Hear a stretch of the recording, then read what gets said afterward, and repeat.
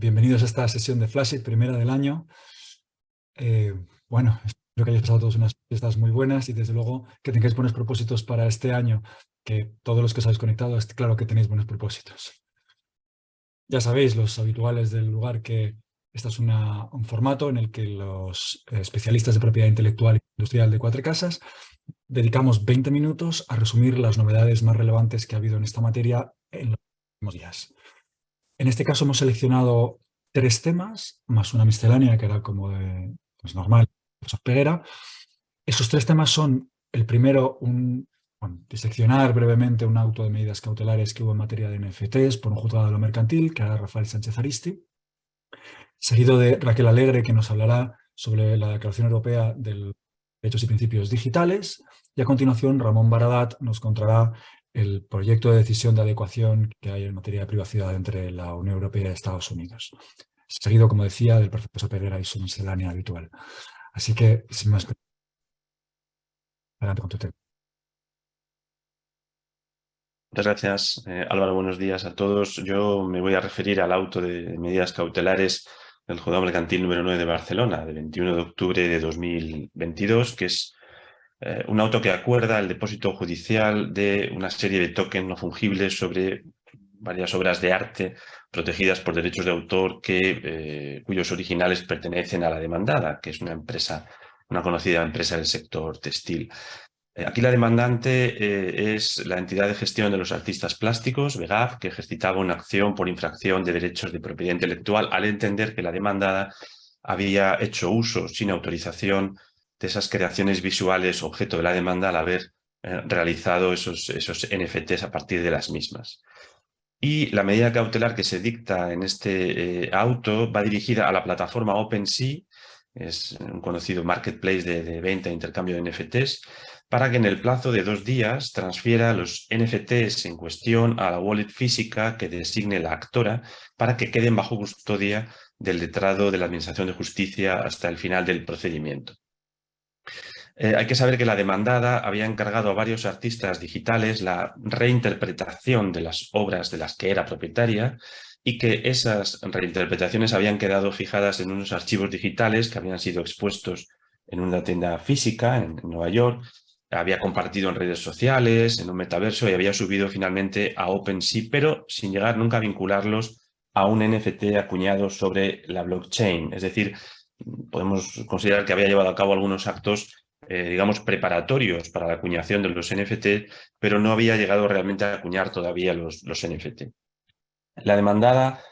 sostenía que no había cometido ninguna infracción porque, en tanto dueña de los soportes físicos de las obras, tenía el derecho de exposición pública. Por su parte, la creación de esas reinterpretaciones digitales a partir de sus obras originales eran un uso inocuo, que no requería autorización de los titulares ni les perjudicaba. Y, en definitiva, el objeto del pleito eran unos archivos digitales que en realidad no se habían llegado a registrar en ninguna blockchain. Desde la plataforma OpenSea solo se podían visualizar, pero no se podían descargar ni se podían todavía adquirir. El juzgado, sin embargo, cree que la controversia se centra en determinar hasta dónde alcanzaban los derechos de la demandada, en tanto propietaria de los cuadros originales, si convertir una obra en NFT es una modificación que puede afectar a derechos de autor o, por el contrario, la titularidad del soporte ampara para poder hacer esa intervención, esa transformación. Y si al comprar los cuadros la demandada había adquirido un derecho omnímodo de disfrute, de explotación, o en todo caso lo que hizo podía considerarse, como decía la demandada, un uso inocuo que no requería autorización. De momento, a la espera de una decisión sobre el fondo, el juzgado ha adoptado esa medida cautelar al apreciar la existencia de una apariencia de buen derecho. Según el auto, es dudoso que ese derecho de exposición o de exhibición pública que no niega que la demandada tenía, pueda amparar la reproducción y la transformación de las obras a través de creación de estos archivos digitales dirigidos a convertirse en NFTs, o que eso se pueda considerar un uso inocuo que no necesite autorización de los titulares. Y en cuanto al periculum in mora, el auto es consciente de que los NFT no se habían acuñado en una cadena de bloques y que la plataforma OpenSea había retirado los archivos de su web a instancias de la actora, pero cree que hay un riesgo de falta de efectividad de esa medida porque había sido una retirada temporal y voluntaria que la plataforma podía revertir. Y, por otro lado, el auto señala que no hay certeza sobre cómo OpenSea estaba custodiando esos NFTs o, digamos, esos archivos digitales que todavía no eran NFTs. Por tanto, no se podía garantizar que la demandada o que un tercero pudieran acceder a ellos, máxime teniendo en cuenta que había habido precedentes de hackeo para sustraer NFTs de ese tipo dentro de la plataforma OpenSea. En fin, más allá del grado de acierto y utilidad de esta medida cautelar adoptada, lo que creemos que más importa subrayar es que al resolver el fondo del asunto, el juzgado tendrá que poner cuidado en deslindar correctamente los diferentes planos de análisis. Me refiero, desde luego, a que en el caso enjuiciado no se había producido todavía la acuñación de los NFTs, pero más allá de eso, a que debe evitarse toda confusión entre el potencial impacto que para los derechos de autor tiene la elaboración de una reinterpretación de una obra de arte y de la creación de un NFT a partir de la obra. Digamos que el principal riesgo de este asunto es que, inducido, porque en el caso particular se podía haber producido una transformación previa de la obra a otros efectos, se llegue al entendimiento de que la creación de todo NFT comporta una transformación de la obra de arte subyacente. Y como se trata del primero, uno de los primeros litigios en España que guarda relación con la realización de NFT sobre obras de arte, creemos que su impacto pues, está llamado a ser considerable. Sin más, le paso la palabra a mi compañera Raquel Alegre para que continúe. Gracias. Muchas gracias, Rafa. Pues bien, como comentaba mi compañero Álvaro, una de las recientes novedades más destacables ha sido justamente la firma de la Declaración Europea sobre los Derechos y Principios Digitales en la década digital. En este sentido, el pasado 15 de diciembre de 2022, el Parlamento Europeo, el Consejo y la Comisión firmaron dicha declaración, la cual demuestra el compromiso político de la Unión con una adecuada transformación digital que coloque en el centro a las personas. La declaración fue presentada a propuesta de la Comisión ante el Parlamento y el Consejo el pasado enero de 2022 y se configura como una declaración de principios y compromisos que deben guiar la transformación digital dentro de la Unión Europea. En cualquier caso, se trata de un texto puramente declarativo, es decir, que no afecta a las normas jurídicas de la Unión ni tampoco a su aplicación. Con esta declaración y, evidentemente, teniendo en cuenta los potenciales riesgos y desafíos que la transformación digital supone para las personas, la economía, la sociedad, así como también para las instituciones de la Unión Europea, se pretende y quiere destacar y recordar los principios y valores que deben informar y orientar las decisiones tanto de los agentes digitales como de los responsables políticos. Pasando a analizar el texto, este se articula en torno a 6 capítulos, cuyos principales objetivos son, en primer lugar, la promoción de una transformación digital centrada, como decíamos, en las personas, que las empodere y mejore sus vidas, adaptando medidas para que los derechos de los ciudadanos se respeten tanto en línea como fuera de línea. En segundo lugar, la contribución de la tecnología para conseguir sociedades y economías más equitativas e inclusivas. En tercer lugar, la reafirmación de la importancia de la libertad de elección y, en particular, en la interacción con los algoritmos y los sistemas de inteligencia artificial. En cuarto lugar, el favorecimiento de la participación en el espacio público digital. Como quinto punto, el aumento de la seguridad y la protección en el entorno digital, promoviendo altos niveles de confidencialidad, integridad, disponibilidad y autenticidad de la información tratada. Y, finalmente, el impulso de la sostenibilidad, mediante la promoción de productos y servicios digitales que, bien ya desde el diseño, atenúen los efectos negativos en el medio ambiente de las nuevas tecnologías. Por lo tanto, la firma de la declaración muestra el compromiso político de la Unión de avanzar en la transformación digital, pero de hacerlo siempre teniendo en cuenta los valores y principios que la propia Unión promueve. Los compromisos recogidos en la declaración constituyen también un cauce para alcanzar los objetivos previstos en la Brújula Digital 2030, fijados por la Comisión en marzo del 2021. Y ya sin más, le paso la palabra a mi compañero Ramón. Muchas gracias. Muy interesante, muchas gracias, Raquel. Y buenos días a todos los asistentes. En mi caso, vengo a tratar otra de las novedades del pasado mes, que es el anuncio de la Comisión Europea sobre el inicio del proceso de adopción de una decisión de adecuación entre la Unión Europea y Estados Unidos. Recordemos que estas decisiones de adecuación son una de las garantías adecuadas en las que pueden apoyarse las transferencias internacionales de datos personales. Y es que, como muchos de los asistentes recordaréis, el Privacy Shield, que era el acuerdo que hasta hace un tiempo facilitaba estas transferencias entre Estados Unidos y Europa, fue declarado inválido por el Tribunal de Justicia de la Unión Europea. Por ello, Estados Unidos ha decidido incorporar salvaguardas adicionales en su legislación, algunas comparables a las medidas que disponemos aquí en la Unión Europea. Básicamente, esto se traduce en que se incrementarán las garantías para las personas cuyos datos vayan a ser tratados por las empresas o por las instituciones americanas. Bien, en consecuencia, una vez se apruebe esta decisión de adecuación, las empresas europeas podrán realizar transferencias de datos a empresas estadounidenses cuando éstas cumplan con un conjunto de obligaciones en materia de privacidad. Por ejemplo, entre estas obligaciones podemos encontrar la de suprimir los datos personales cuando ya no sean necesarios para los fines para los que se recogieron, o también la de garantizar la continuidad de la protección de datos cuando se compartan con terceros. Como ya señalaba y se puede observar, algunas son obligaciones muy parecidas a las que ya tenemos aquí en Europa. También destaca otra novedad, y es que entre las medidas que se contemplan está que los ciudadanos europeos pueden acceder gratuitamente a mecanismos para recurrir decisiones cuando crean que han sido víctimas de un incumplimiento de estas medidas y garantías que deberían aplicarse en el tratamiento de sus datos personales. O también se ha puesto el foco en otros de los puntos conflictivos por los que se invalidó el Privacy Shield, que resultó ser el acceso a datos en ocasiones indiscriminado por parte de las agencias de inteligencia americanas. Es por ello por lo que también se han establecido algunas limitaciones en este sentido. Por ejemplo, se establece que el acceso a datos por parte de estas autoridades se debe limitar a lo necesario y proporcionado para proteger la seguridad nacional, o también se contempla una mayor supervisión de las actividades que implica el tratamiento de datos de los servicios de inteligencia estadounidenses. Veremos cómo evoluciona la adopción de esta decisión de adecuación. Por ahora, lo que sí os podemos avanzar es que la ONG Not of Your Business, encabezada por Max Schrems, insiste en que, aun con todos los cambios incorporados, Estados Unidos sigue realizando una vigilancia masiva y continua de datos personales, y que los mecanismos propuestos siguen sin garantizar una protección real de los ciudadanos europeos.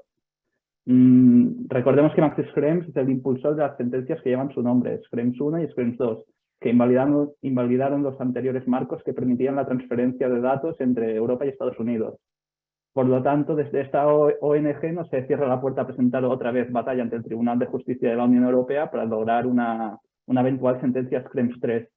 En cualquier caso, y sin perder de vista lo que pueda ocurrir en el futuro en relación con esta decisión de adecuación, es una buena noticia para las instituciones europeas y americanas que alcance un acuerdo como este, que permitirá mejorar la competitividad de las empresas europeas y facilitará resolver este rompecabezas que era, que sigue siendo, mejor dicho, la transferencia de datos a Estados Unidos. Y ahora sí, ya para terminar, cedo el turno de palabra a Miquel Peguera para que nos comente unas últimas cuestiones de interés. Muchas gracias por vuestra atención. Muchas gracias, Ramón. Por mi parte, simplemente quería añadir algunas novedades recientes, pero de modo, como siempre, muy telegráfico. Por una parte, la nueva directiva de ciberseguridad, la directiva NIS-2, que sustituye a la directiva de 2016, ha sido publicada, se publicó el 14 de diciembre y pretende garantizar un nivel elevado de ciberseguridad y de ciberresiliencia en el conjunto de la Unión. Por otra parte, también en diciembre, el 1 de diciembre, el Consejo de la Unión adoptó su General Approach, orientación general, en relación con la propuesta de reglamento de protección de indicaciones geográficas para productos artesanales e industriales. Como se sabe, es una propuesta que lanzó la Comisión para ampliar a estos sectores también el régimen establecer un régimen de indicaciones geográficas protegidas del que hasta ahora carecían, con lo cual seguiremos también este desarrollo que va de la mano de una renovación también del régimen en relación con los productos agrícolas. Por otra parte, una sentencia de interés del Tribunal de Justicia de la Unión Europea, también muy reciente, de 22 de diciembre, se refiere a Amazon y a la posible infracción de marca en esa plataforma. Y la cuestión es saber qué ocurre cuando en un mercado electrónico los terceros vendedores realizan ofertas que pueden incurrir en infracción de marca el debate es si el titular de esa plataforma realiza por sí mismo un uso de ese signo a título de marca. Hasta ahora la jurisprudencia había indicado que no era así en los casos que se habían examinado, porque faltaba el elemento de que el titular de esa plataforma donde se publican las ofertas utilizar ese signo para su propia comunicación comercial, pero en este caso el tribunal dice, bueno, como Amazon también vende directamente y en su propio nombre productos en su propia web, de modo que se dan esos dos elementos, las ventas de Amazon y las ventas de terceros, es muy importante considerar cómo aparecen las ventas de terceros, cómo se muestran, porque si el usuario razonablemente informado y atento y perspicaz puede creer que una venta que está ofreciendo una oferta que está realizando un tercero, en realidad puede creer que en realidad la realiza la propia plataforma, en tal caso sí cabría entender que la plataforma realiza un uso a título de marca y por tanto podría caber una responsabilidad directa por infracción si es que hubiera tal uso infractor. Por tanto, también una cuestión a seguir y muy relevante para el comercio electrónico. Y finalmente, una referencia a una resolución de la Dirección General de Seguridad Jurídica y Fe Pública en relación a la denominación social de una sociedad que quería inscribirse con una denominación que incluye el término Barça, escrito con S. Y se plantea allí la dificultad de aceptar esa denominación social por el posible conflicto con la marca registrada del Fútbol Club Barcelona, y a pesar de que existen algunas sociedades que incluyen en su nombre ese término Barça, finalmente la Dirección General aquí considera que entra en conflicto y que por tanto puede dar lugar a confusión, y se confirma la nota negativa del registrador y por tanto se deniega la posibilidad de inscribir esa sociedad con la denominación social que incluye el término Barça. Le paso la palabra finalmente a Álvaro Burcay para que dé punto final a esta sesión. Muchas gracias, Miquel. Muchas gracias, Rafa, Raquel, Ramón, por vuestras recensiones. Y, como no, muchas gracias a todos los que nos habéis acompañado hoy. Terminar 2 o 3 mensajes muy breves. El primero es, como es normal, que el que quiera un resumen de lo que hoy hemos hablado en formato PowerPoint nos lo puede pedir en webinars@cuatrecasas.com. El segundo es, como no, invitaros a que nos acompañéis en la siguiente sesión, que será el día 7 del mes de febrero, martes 7, como es habitual, a las 9:30, llegará la convocatoria. Y el tercero es que el que no pueda esperar a estar informado de las novedades que van ocurriendo en materia de propiedad intelectual e industrial, como las que hemos comentado hoy, que, como veis, es como todos los finales de año, finales de ciclo, se apelotonan las novedades, lo puede hacer a través de nuestro blog de Cuatro Casas Propiedad Intelectual o de nuestra app Cuatro Casas Propiedad Intelectual en iOS y en Android, donde además de las novedades clasificadas por áreas temáticas, incluimos también los eventos que hacemos y otras a las que también estáis invitados y os podéis apuntar desde ahí mismo. Gracias a todos de nuevo, que paséis un buen día y hasta el día 7.